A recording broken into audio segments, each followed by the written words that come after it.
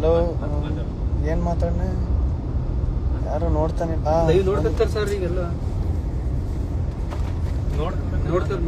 ಎಲ್ರಿಗೂ ನಮಸ್ಕಾರ. ನಾನು ನಿಮ್ಮ ಗಿಲ್ಲಿ ನಟ. ಸಖತ್ತು ಖುಷಿ ಆಯ್ತು ಬಿಗ್ ಬಾಸ್ ಮನೆಯಿಂದ ಬಂದ್ಮೇಲೆ. ನಮ್ಮ ಲೈಫ್ ಬಿಗ್ ಬಾಸ್ ಮನೆಯಿಂದ ಆಚೆ ಈ ತರ ಇರ್ತದೆ, ಇಷ್ಟು ಜನ, ಇಷ್ಟು ಸಪೋರ್ಟು, ಇದೆಲ್ಲ ಇರ್ತದೆ ಅಂತ ಸತ್ಯವಾಗ್ಲೂ ನನ್ನ ಕನ್ಸು ಮನ್ಸಲ್ಲಿ ಅಂದ್ಕೊಂಡಿರಲಿಲ್ಲ.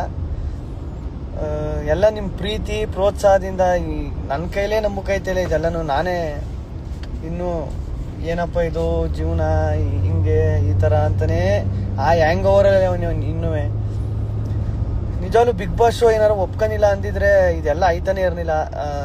ಆ ಟೈಮು, ಆ ದೇವ್ರ ಆಶೀರ್ವಾದ, ನಿಮ್ಮ ಜನರ ಆಶೀರ್ವಾದ ಇವತ್ತು ನನಗೆ ಬಿಗ್ ಬಾಸ್ ಶೋ ಜಾಸ್ತಿ ಓಟ್ ಬಿದ್ದು ವಿನ್ ಆಗೋ ಥರ ಮಾಡ್ತು. ಸಖತ್ ಖುಷಿ ಆಯಿತು ನನಗೆ. ಎಲ್ಲ ಆಯ್ಗಿಲಿ ಅಂತ ಕಳಿಸ್ತಾ ಇದ್ದೀರಿ. ಎಲ್ರಿಗೂ ಏನು ಮಾತಾಡಬೇಕು ಅಂತಲೇ ಗೊತ್ತಾಯ್ತಿಲ್ಲ. ನಾನು ಹೊರಗಡೆ ಮನೆಯಿಂದ ಆಚೆ ಬಂದ್ಮೇಲೆ ನಾನೇ ಸೈಲೆಂಟ್ ಆಗ್ಬಿಟ್ಟವನಿ. ಅಷ್ಟೊಂದು ಮಾತಾಡ್ತಿದ್ದವನು. ಏನಪ್ಪ ಇದು ಈ ಥರ, ಅಯ್ಯೋ ದೇವ್ರೇ, ಇಷ್ಟೊಂದು ಪ್ರೀತಿ, ಇಷ್ಟೊಂದು ಪ್ರೋತ್ಸಾಹ ಎಲ್ಲ ಮನೆ ಮಗನ ಥರ ನೋಡಿ. ನಮ್ಮನೆ ಒಂದು ಗಿಲ್ಲಿ ಅಣ್ಣನೋ ತಮ್ಮನೋ ಆ ಥರ, ನನ್ನ ಮಗನೋ ಆ ಥರ ನೋಡಿ ಮಾತಾಡಿಸ್ತಾರೆ. ಗಿಲ್ಲಿ ಚೆನ್ನಾಗಿ ಆಡ್ದೆ ಗಿಲ್ಲಿ. ಬಿಗ್ ಬಾಸ್ ಶೋ ಮುಗಿದ್ಮೇಲೆ ನಾವು ಟಿ ವಿ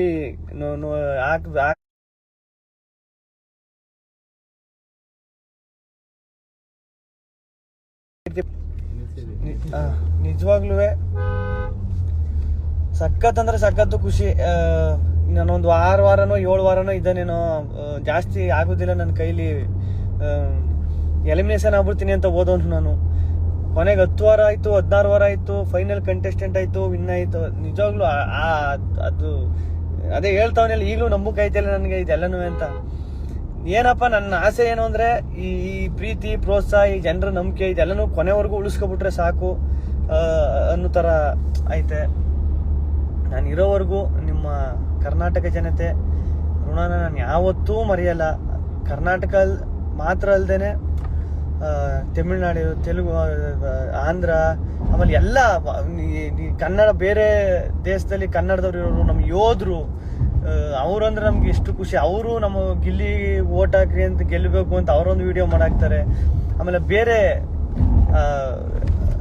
ಏನೋ ದೇಶದವರು ಅವರು ವಿಡಿಯೋ ಮಾಡಾಕ್ತಾರೆ.